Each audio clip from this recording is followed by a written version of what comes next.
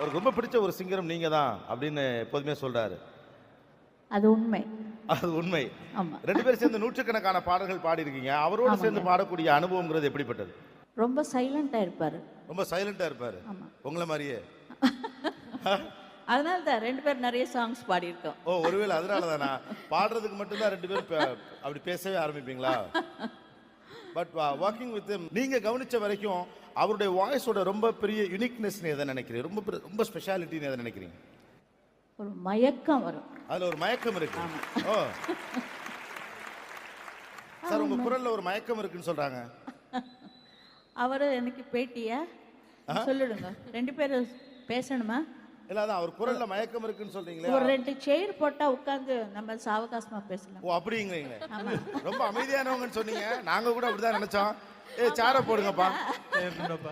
என்னென்ன பேசணுமோ பேசிட்டா நான் ஆன்சர் கொடுத்துடுவேன்.